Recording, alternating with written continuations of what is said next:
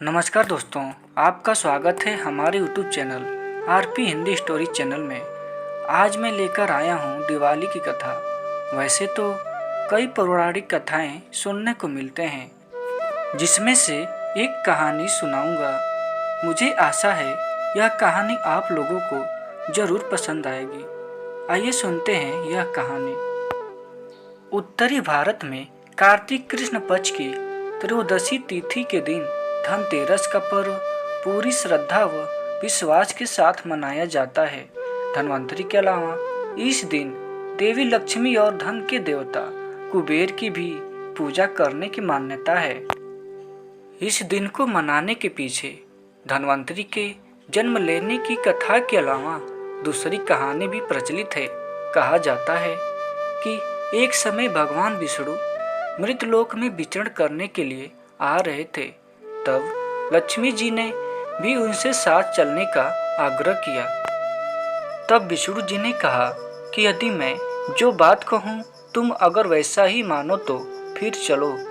तब लक्ष्मी जी उनकी बात मान गई और भगवान विष्णु के साथ भूमंडल पर आ गई। कुछ देर बाद एक जगह पर पहुंचकर भगवान विष्णु ने लक्ष्मी जी से कहा कि जब तक मैं न आऊं तुम यहाँ ठहरो। मैं दक्षिण दिशा की ओर जा रहा हूँ, तुम उधर मत आना। विष्णु जी के जाने पर लक्ष्मी के मन में कौतूहल जागा कि आखिर दक्षिण दिशा में ऐसा क्या रहस्य है जो मुझे मना किया गया है, और भगवान स्वयं चले गए। लक्ष्मी जी से रहा न गया और जैसे ही भगवान आगे बढ़े लक्ष्मी भी पीछे पीछे चल पड़ी। कुछ ही आगे जाने पर उन्हें सरसों का एक खेत दिखाई दिया जिसमें खूब फूल लगे थे। सरसों की शोभा देखकर वह मंत्रमुग्ध हो गई और फूल तोड़कर अपना श्रृंगार करने के बाद आगे बढ़ी। आगे जाने पर एक गन्ने के खेत से लक्ष्मी जी गन्ने तोड़कर रस चूसने लगी। उसी क्षण विष्णु जी आए और यह देख लक्ष्मी जी पर नाराज होकर उन्हें शाप दे दिया कि मैंने तुम्हें इधर आने को मना किया था, पर तुम न माने और किसान की चोरी का अपराध कर बैठी। अब तुम इस अपराध के जुर्म में इस किसान की 12 वर्ष तक सेवा करो। ऐसा कहकर भगवान उन्हें छोड़कर क्षीर सागर चले गए।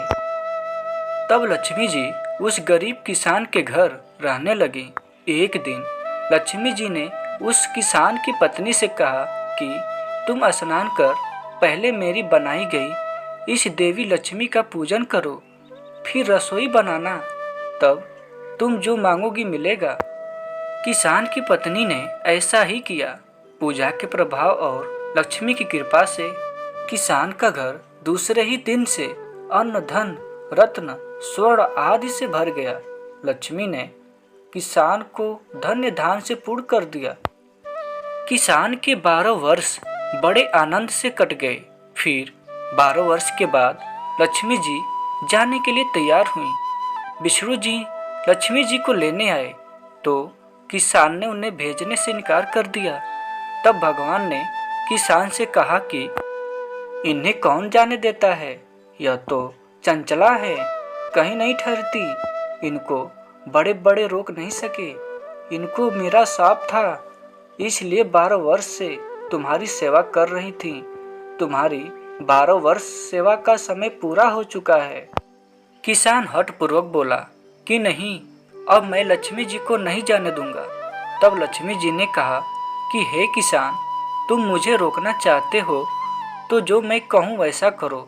कल तेरस है, तुम कल घर को लीप पोत कर स्वच्छ रखना।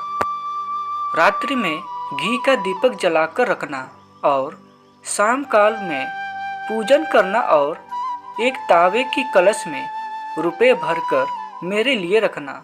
मैं उस कलश में निवास करूंगी, किंतु पूजा के समय मैं तुम्हें दिखाई नहीं दूंगी। इस एक दिन की पूजा से वर्ष भर मैं तुम्हारे घर से नहीं जाऊंगी। यह कहकर वह दीपकों के प्रकाश के साथ 200 दिशाओं में फैल गई।